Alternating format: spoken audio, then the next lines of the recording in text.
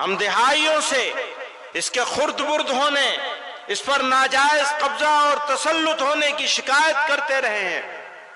جمعیت علماء ہند نے حکومتوں سے بارہا مطالبہ کیا ہے کہ وقف جائیدادوں کا انتظام و انصرام SGPC کے طرز پہ کیا جائے، لیکن حکومتوں نے کوئی توجہ نہیں دی اور وقف کی بدحالی کا تماشا دیکھتے رہے۔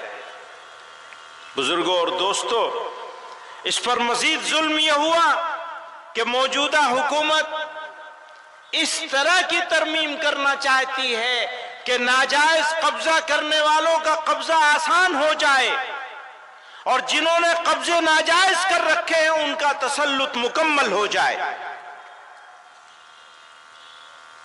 بزرگوں اور دوستو، یہ جو پروپیگنڈا کیا جا رہا ہے نا کہ جہاں پہ انگلی رکھ دیں گے وہ ہو جائے گی، یہ جھوٹا پروپیگنڈا ہے۔ اپنی ہی جائیدادیں، ان کے اپنے وزیر نے اسی مرتبہ کے سیشن میں یہ بات کہی ہے کہ اتنی جائیدادیں اوقاف کی جو ہیں وہ لوگوں نے قبضے کر رکھے۔ اگر ہاتھ رکھنے سے وہ جائیداد مل جاتی ہوتی تو خود اوقاف کی جائیدادوں پر اتنے سارے لوگوں کے قبضے کیسے ہوتے؟ وہ جو میں نے شعر پڑھا تھا نا کہ شرارت خود کرے ہے اور ہمیں تہمت لگا دے ہے، وہ تو بھائی قبضے تم نے کروا رکھے ہیں، اور وقف بورڈ بنتا کیسے؟ حکومتیں بناتی ہیں۔ ہم کہتے ہیں مسلمانوں کے ہاتھ میں ہونا چاہیے وقف بورڈ کا بنایا جانا۔ آپ نے جو موجودہ قانون ہے اس کے حساب سے آپ نے ان جائیدادوں کا انتظام کرنے کے لیے جو صوبائی اوقاف بنائے ہیں جتنے، اور سینٹرل وقف کونسل بھی، وہ سب حکومتیں بناتی ہیں۔ حکومتوں کے بنائے ہوئے اوقاف کے ساتھ، اور اتنی جائیدادیں آپ کا وزیر مان رہا ہے کہ اتنی جائیدادوں پہ قبضہ ہے۔ میرے بھائیوں بزرگوں، مسلمان کو کیا کرنا چاہیے؟ مشکل حالات میں مسلمانوں کا عمل اور رد عمل وہ کیا ہونا چاہیے؟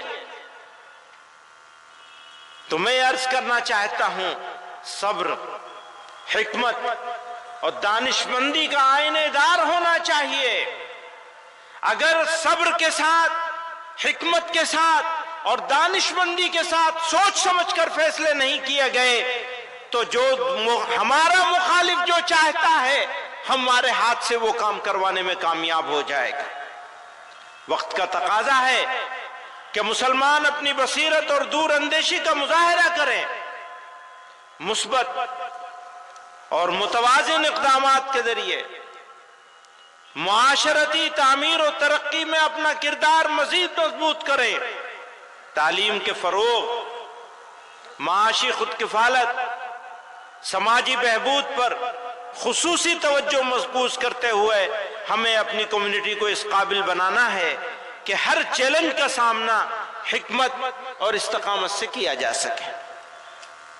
ستم کتنا ہی رخ بدلے وفا کی خو نہ بدلیں گے، وہ ترکش اپنا خالی کر دیں ہم پہلو نہ بدلیں گے، مزاج باغبانی باغباں کا گر نہ بدلے گا، چمن والے بھی اپنا رنگ اپنی بو نہ بدلیں گے، جنوں والوں کی شوریدہ مزاجی بھی نہ بدلے گی، وہ جب تک طرز و انداز خمے گیسو نہ بدلیں گے، غموں کی ترجمانی ہو رہی ہے ہوتی جائے گی، یہ زخم دل نہیں ہیں پھول ہیں خوشبو نہ بدلیں گے، تیرا بخشا ہوا سرمایہ غم اتنا پیارا ہے کہ جام جم سے بھی ہم ایک بوند آنسو، کہ جام جم سے بھی ہم ایک بوند آنسو نہ بدلیں گے۔ میرے دوستو، مزاج دعوتی بنانا ہے۔ پروردگار عالم نے ہم کو اس سرزمین پر پیدا کیا اور ہمارے لیے یہ انعام ہے اس کا کرم ہے، اس کی مہربانی ہے کہ اس نے اس سرزمین پر ہم کو پیدا کیا ہو سکتا ہے ہم کسی ایسی سرزمین پہ پیدا ہوتے جہاں سب ایک طرح کے لوگ ہوتے، ہمارے جیسے لوگ ہوتے۔ اللہ تعالی نے ہم کو اس مختلف خیال، مختلف عقائد کے سرزمین پر پیدا فرمایا اور ہمارے لیے اس سرزمین کو میدان عمل بنا دیا۔ یہ افسوس اور دکھ کی نہیں بلکہ خوشی، مسرت اور شکر گزاری کا موقع ہے۔ ہمیں یہاں موقع ملا ہے اللہ اور اس کے رسول صلی اللہ علیہ وسلم کی اطاعت کے ذریعے اسلام کی حقانیت اور اسلام کی دعوت پہنچانے کا۔ ضرورت اس بات کی ہے کہ مزاج دعوتی ہو، عداوتی نہ ہو۔ آج دیکھنے میں یہ آیا ہے کہ کچھ لوگ، کچھ جماعتیں، کچھ تنظیمیں اور ہمارے برادران وطن میں بھی تھوڑے پولیٹیکل فائدے کے لیے لوگ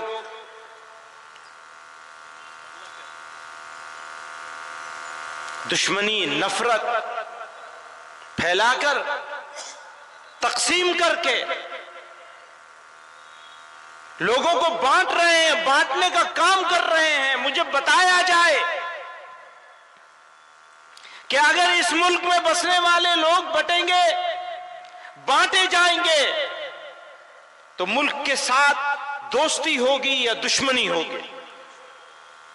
اس سے بڑی غداری کچھ ہو نہیں سکتی کہ ایک طبقے کو الگ کر دیا جائے، الگ تھلگ کر دیا جائے، محروم کرنے کی کوشش کری جائے، ذلیل اور رسوا کیا جائے۔ میرے بھائیوں، وقت کا تقاضا ہے کہ میں اپنی بات ختم کر لوں۔ ایک آخری بات کہہ کر کے اپنی بات ختم کر لوں گا۔ قرآن کریم میں اللہ تعالیٰ نے ارشاد فرمایا فَاصْبِرْ كَمَا صَبَرَ أُولُو الْعَزْمِ مِنَ الرُّسُلِ۔ سورہ احزاب میں اللہ تعالیٰ ارشاد فرماتے ہیں کہ صبر کرو جیسا کہ اولو العزم رسولوں نے صبر و استقامت سے کام لیا، اور خدا پر بھروسہ کرو۔ اسی طرح سورہ احزاب ہی میں، وہ سورہ احقاف میں تھا، یہ سورہ احزاب میں ہے وَدَعْ أَذَاهُمْ وَتَوَكَّلْ عَلَى اللَّهِ، اور ان کی ایذا رسانی کو نظر انداز کرو۔ ہاں تکلیف ہم کو ہوگی، تکلیف پہ ہم آواز بھی اٹھائیں گے، لیکن فیصلہ پروردگار کے ہاتھ میں رہے گا۔ ہم صبر کریں گے استقامت کے ساتھ، ان کی ایذا رسانی کو نظر انداز کریں گے اور خدا پر بھروسہ کریں گے۔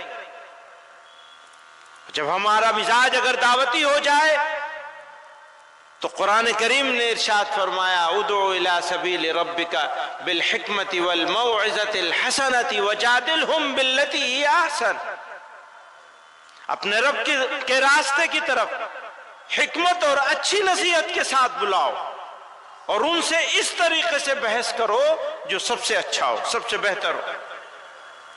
اسی طرح اللہ تعالیٰ نے قرآن میں ارشاد فرمایا ادفع باللتی ہی احسن فَإِذَا الَّذِي بَيْنَكَ وَبَيْنَهُ عَدَاوَةٌ كَأَنَّهُ وَلِيٌّ حَمِيمٌ، برائی کو بھلائی کے ساتھ، یاد رکھیے برائی برائی سے دور نہیں ہو سکتی۔ قرآن میں اللہ کہہ رہے ہیں برائی کو بھلائی کے ساتھ دور کرو، تو تمہارے اور جس شخص کے درمیان دشمنی ہوگی وہ اس وقت ایسے ہو جائے گا جیسے وہ گہرا دوست ہو۔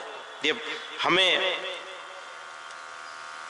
سمجھیے کہ ہم کو خوشخبری دی جا رہی ہے۔ میں نے کہا دعوتی مزاج کی ضرورت ہے، عداوتی نہیں۔ یاد رکھیے شہاب الدین غوری کی دلی چھوڑ کر سلطان الاولیاء، سلطان الہند، خواجہ خواجگان حضرت خواجہ معین الدین چشتی اجمیری رحمت اللہ علیہ پرتھوی راج چوہان کے اجمیر میں آئے تھے۔